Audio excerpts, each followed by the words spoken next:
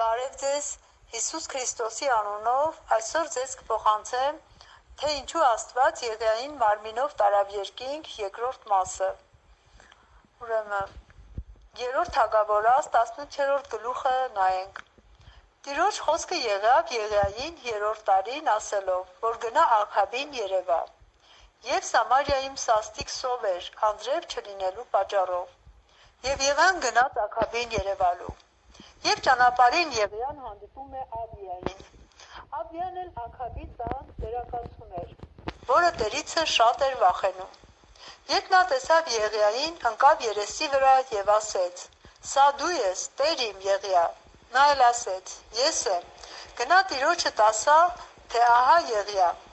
Աբիան էլ շատ վախեցավ եւ ասաց, թե ինքը ինչ է նեղանչել, որ նման բան է ասում իրեն։ Որովհետև Աքաբը այլտեղ չէր թողել, որ չորոներ Եղիային, որ սպաներ։ Նա վախենում էր նրա համար, որ Տիրոջ հոգին կարող է Եղիային հափշտակի ուրիշ տեղ տանի եւ նրան չգտնեն։ Այդ ժամանակ Աքաբը իրեն կսպանի։ Բայց Եղիան զորացել էր իր Տեր Աստծո։ Մինչև այդ թաքնվում էր անընդհատ։ Իսկ հիմա ինքն էր եկել, որ երևա Աքաբին, որովհետև չէր վախենում։ Եվ Եղիան ասաց. «Կենթանի է զորած Տերը, որի առաջին կանգնածը, որ այսօր պիտի երևամ նրան»։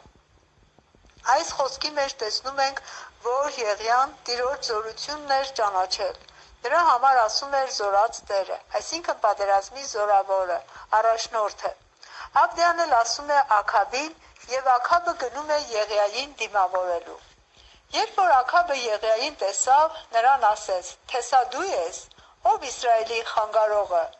Բայց Եղիան չվախեցավ եւ նրան հանդիմանեց իրենց մեղքերի համար։ Նա ասեց. «Ոչ թե ես, այլ դու ես,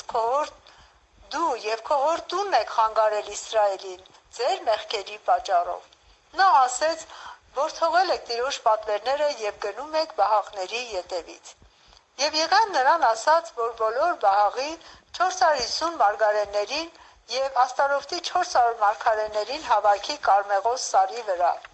Եվ Եղիան բոլոր ժողովրդին ասաց, որ մինչև երբ պիտի կաղաք երկու կողմի վրա։ Եթե Եհովան է Աստվածը,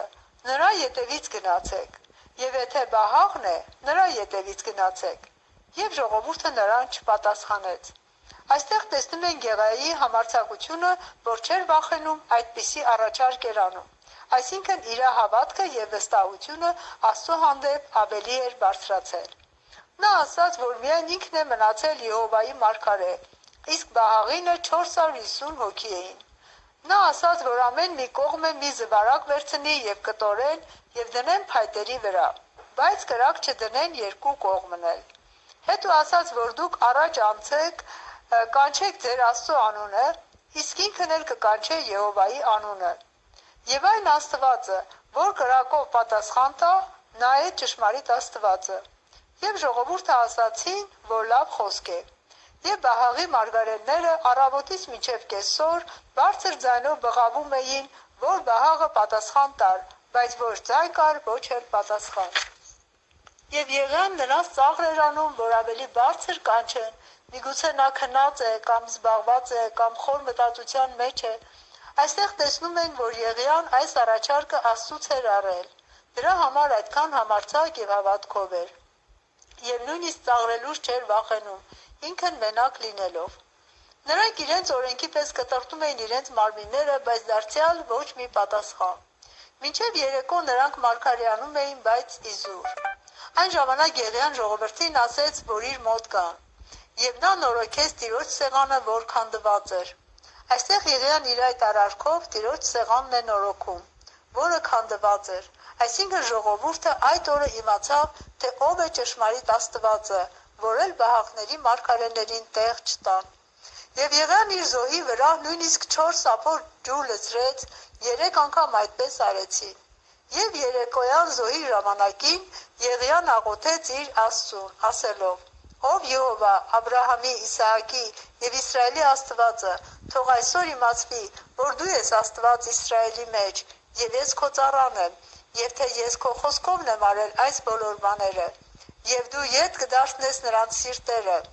Եվ Եհովայի կրակը կերավ ողջակեզը, փայտերը, քարերը եւ հողը եւ փոսի միջի ջուրն էլ լափեց։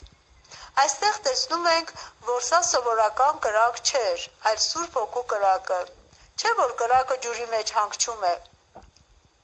Իսկ այստեղ հակառակն է, ինչպես Մովսեսը, որ մորենու միջի կրակն էր տեսնում, որը չէր վառում մորենուն։ Այսինքն Աստծո կրակը տարբեր ձևերով կարող է գործել։ Եվ ժողովուրդը ընկան իրենց երեսների վրա եւ ասացին, որ Եհովան է Աստված։ Եվ Եղիան ասաց, որ բռնեն Բահաղի մարգարեներին, եւ նրանց Եղիան Կիսոն հեղեղատի մոտ սպանեց։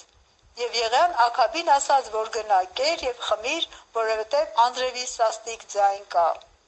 Եվ Եղիան գնաց աղոթելու եւ իր պատանուն ասաց, որ նայի դեպի ծովակողմը, որ տեսնի, թե ամպ կա, թե ոչ։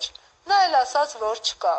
Բայց քանի որ Եղիան գիտեր, որ պետք է Անդրև գար, դրա համար նա 7 անգամ ուղարկեց եւ 7 անգամ էլ աղոթք արավ։ Այստեղ տեսնում ենք, որ երբ առաջին անգամ մեր աղոթքը չի պատասխանվել, չպետք է հուսալքվենք, այլ անգամ աղոթենք, մինչև առնենք։ Եվ այստեղ 7-րդ անգամին արդեն ամպը երևաց։ Նույնն էլ ծոմը։ Եթե մի օր պահում ես չի լինում, ուրեմն մի 7 օր պահիր, բայց ամեն օր որքան որ կարող ես, մի քանի ժամ կամ 2 ժամով, ինչքան որ կարող ես։ Պարտադիր չէ շատ պահել, այլ կարևորը աղոթքի եւ կարդալու մեջ լինես։ Եվ Տիրոջ ձեռքը Եղիայի հետ էր։ Եվ Եղիան իր մեջքը պնդացրեց, այսինքն Աստծո խոսքով պնդացրեց, որովհետև գիտեր, որ այս հաղթությունից հետո ավելի ուժեղ հարձակում է ունենալու, դրա համար էլ վազեց Աքաբի առաջից մինչև Եզրայել։ Հիմա երրորդ Հագաբորաց 19-րդ գլուխը նայենք, ուրեմն այս գլխում տեսնում ենք, որ Աքաբը ինչ որ արել էր Եղիան, բոլորը պատմեց իր կնոջ Եզաբելին, որ թե ինչպես նա բոլոր մարգարեներին սրով սպանել էր։ Ուրեմն այս փառավոր հաղթությունից հետո այս ուժեղ հարձակումը, որ մեզ թվում էր, թե վերջ, արդեն Եղիան հասել է կատարյալ հաղթության, բայց ինքը մի հատ էլ ուժեղ հարձակում ուներ, որը Եզաբելի միջոցով էր թշնամին հարձակվում։ Սրա համար պետք է շատ զորանալ։ Տեսնենք, թե ինչպես է Եղիան զորանում իր անցած ճանապարհը ինչպիսին էր։ Ուրեմն Եզաբելի չարությունը, որ խորհրդանշում էր չարի ողջ զորությունը եւ սասկությունը, որը խորհրդանիշն է սատանայի, որի միջոցով Եղիային ավելի ուժեղ հարձակում եղավ, այնպես որ Եղիան նրա երեսից փախավ մեկ օրվա ճանապարհ գնաց անապատումը, որովհետեւ Եզաբելը նրան ասել էր, որ աստվածները ինձ այսպես անեն եւ սրանից ավելի, եթե վաղը քո անձը նրանցից մեկի տեղ չլինի։ Ուրեմն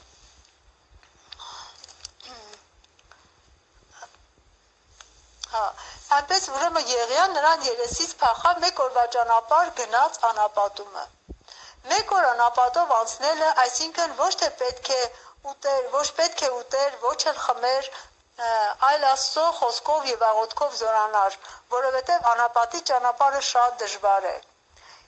Ուրեմն Իսրայելի ժողովուրդը այդ ճանապարհը 40 տարի գնաց, թեկուզ դա մի օրվա ճանապարհ էր, իրենց անհավատության եւ մեղքի պատճառով 40 տարի գնացին եւ վերջն էլ մեռած ընկան այնտեղ, բայց Եղիան մի օրում գնաց։ Այսինքն նա հոգով զորացած էր եւ դրա համար կարողացավ գնալ այդ ճանապարհը, հավատքով էր գնում։ Եվ նա գնում է մի գիհի տակին նստում է եւ սրտան ցանկանում է որ մեռնի։ Եվ խնդրում է որ Աստված իր հոգին առնի։ Եվ այդտեղ քնում է։ Եվ մի հրեշտակ իրեն դիպչում է եւ ասում է որ վեր կենա եւ ուտի։ Իրեն վեր է կասում եւ ուտելիք է տալիս։ Նա էլ ուտում է այդ նկանակը եւ ջուրը եւ դարձյալ քնում է։ Եվ հրեշտակը երկրորդ անգամ ասաց վեր կաց կեր, որովհետև ճանապարհը շատ է քեզ համար։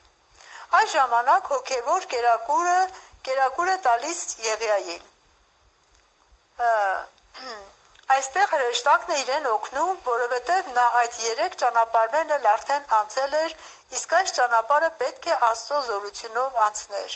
Այս ժամանակ է, որ Աստծո հրեշտակը օգնում է։ Եվ նա կերավ եւ խմեց, եւ այն կերակուրի զորությունով գնաց 40 օր եւ 40 գիշեր մինչեւ Աստծո քորեւ սարը։ Եվ այնտեղ մի քարայրի մեջ մտավ եւ օթևանեց։ Եվ Տիրոջ խոսքը եղավ նրան եւ ասեց. Ինչ ունես այստեղ, Եղիա։ Այստեղ Տերն ուզում էր ասել, որ քո բոլոր վախերը եւ տագնապները եւ արձակումները վերջացել են։ Դեռ Եղիան չգիտեր, դրա համար էր իրեն ասում, թե այստեղ ինչ ունես։ Եվ Եղիան սկսեց բողոքել, որ քո Իսրայելի որդիքը քո ուխտը թողել են, բոլոր մարգարեներին սպանել են եւ միայն ես եմ մնացել եւ իմանցն էլ որոնում են սպանելու։ Եվ Տերն ասեց. դուրս եկ եւ կանգնիր սարի վրա, Տիրոջ առաջին։ Առաջին անգամ, երբ Տերն անց էր կենում, մի մեծ ու զորավոր հողմ պատառեց սարերը եւ կոտրատեց ապառաժները, բայց Տերն այն հողմի մեջ չէր։ Երկրորդ անգամ հողմից հետո երկրաշարժ եղավ, բայց Տերը երկրաշարժի մեջ չէր։ Եվ երրորդ անգամ երկրաշարժից հետո կրակ, բայց Տերն կրակի մեջ չէր։ Այս երեքը խորհրդանշում է Հիսուսի անցած ճանապարհը, որ ասում է. Ես եմ ճանապարհը, ճշմարտությունը եւ կյանքը։ Եվ այս մկրտությունները ջրով, հոգով եւ կրակով։ Պետք է այս երեք ճանապարհները անցնես, իսկ դա լինում է հաղթական հոգեվոր կյանքով։ Դրանից հետո է գալիս հափշտակության օծությունը։ Իսկ չորրորդը կրակից հետո մի մեղմ ու բարակ ձայն։ Այս ձայնի մեջ էր Տերը։ Այս ձայնը լսելով Եղիան իր երեսը վերարկով ծածկեց եւ դուրս եկավ կանգնեց քարայրի դռանը։ Եվ Տերը նորից նրան ասեց, թե այստեղ ինչ ունես։ Եվ նա նորից իր բողոքը սկսեց ասելով Տիրոջը, այս երկու անգամ եղավ, որ Եղիային հոգով այս բանը երկու անգամ Տերը հայտնեց նրա հետ խոսած, որ Եղիային հոգով կառուցեր։ Եվ այստեղ Եղիան ստանում է Տիրոջից օծությունը հափշտակության։ Արդեն ինքը պետք է օծեր թագավոր եւ մարգարե։ Դրա համար էլ Տերն իրեն ասում է, որ ետ դառնա իր ճանապարհովը անապատով Դամասկոս, որ Այազելին ասորիների վրա թագավոր օծիր եւ Հեյուին էլ թագավոր օծիր Իսրայելի վրա եւ Եղիսեին էլ մարգարե օծիր քո տեղը։ Հիմա նայենք թագավորաց 4-րդ գլխի 2-րդ գլխի մեջ, թե ինչպես Եղիան երկինք գնաց։ Եվ եղավ, որ Եղիայի երկինք գնալու ժամանակին Եղիան եւ Եղիսեն գնացին Գաղգաղայից։ Եվ Եղիան ինչքան Եղիսեին ասում էր, որ իրեն մենակ թողնի, որ Տերը իրեն ինչ որ տեղ է ասել գնա, Եղիսեն չէր թողում։ Նա ասում էր, որ կենթանի է Տերը եւ կենթանի է քո հոգին, եթե ես քեզ թողեմ։ Որովհետեւ Եղիսեն գիտեր, որ երբ որ Տերը նրան տանի, նրա ուտությունը կտա նրան, ով որ փափագում է եւ հասկանում։ Եվ որտեղ գնում էին մարգարեները գալիս էին եւ Եղիային ասում էին, որ այսօր Տերը քո Տիրոջը գլխիցդ վերև երկինք է տանելու։ Երկուսով հասնում են Հորդանան գետի մոտ։ Եվ Եղիան իր վերարկուն ծալեց եւ զարկեց ջրին, ջուրը բաժանվեց այս կողմ այն կողմ, եւ երկուսն էլ անցան ցամաքով, ինչպես Մովսեսն արեց։ Եվ երբ որ անցնում էին, Եղիան ասաց. «Խնդրիր, ինչ անեմ քեզ, քանի որ քեզանից չեմ վեր առնված»։ Եվ Եղիսեն ասաց. «Թող քո հոգին կրկնապատիկ լինի ինձ վրա»։ Եվ նա ասաց, որ դժվար բան խնդրեցիր։ Եվ նա ասաց. «Եթե տեսնես, թե ես ինչպես եմ գնում, որ պետք է հոգու աչքերով տեսներ, ուրեմն կլինի քեզ, եթե չէ, չի լինի»։ Եվ նրանք խոսելով գնում էին, եւ ահա մի հրեղեն կառք եւ հրեղեն ձիակ Եղիային մրրիկով տարան երկինք։ Իսկ Եղիսեն նայում էր եւ ասում. հայր իմ, Իսրայելի կառքը եւ նրա ձիավորները, եւ նրան այլևս չտեսավ։ Եվ առավ Եղիայի վերարկուն, որ ընկել էր նրա վրայից, եւ ասաց. ուր է Եղիայի Տեր Աստվածը, նա ինքը, եւ զարկեց ջրին, եւ ջրերը բաժանվեցան այս կողմ եւ այն կողմ։ Եվ Եղիսեն անցկացավ եւ հասկացավ, որ ստացել է ինչ որ ուզում էր։ Եվ մարգարեների որդիքը Եղիսեին տեսնում են եւ ասում, որ Եղիայի հոգին հանգչել է Եղիսեի վրա։ Այստեղ տեսնում ենք Եղիսեի սխալը, որ նա Եղիայի հափշտակության օծությունը չտեսավ, որ դա ուզեր, այլ հրաշքների օծությունը։ Դրա համար էլ Եղիսեն ավելի մեծ հրաշքներ էր անում, քան Եղիան, որովհետև կրկնակի զորություն էր ստացել հրաշքների։ Դրա համար էլ Եղիսեն չհափշտակվեց։ Նա իր հիվանդությունով մահացավ, բայց այդ ժամանակ էլ իր հրաշքը գործեց։ 4 Թագավորաց 13-րդ գլխի 22 համարը ասում է. «Եվ Եղիսեն մեռավ, եւ նրան թաղեցին, եւ Մովաբացիների գունդերը մյուս տարին եկան երկրի վրա, եւ նրանք մի մարդ էին թաղում, եւ ահա տեսան մի գունդ, եւ այն մարդը գցեցին Եղիսեի գերեզմանի մեջ, եւ մարդը գնաց, դիպավ Եղիսեի ոսկորներին եւ կենդանացավ իր ոտքերի վրա կանգնեց»։ Այստեղ Տերը ցույց է տալիս, որ իր սուրբերի օծությունը չի կորնում, մեռած ժամանակ էլ գործեց։ Թող Տերը փառավորվի, ամեն։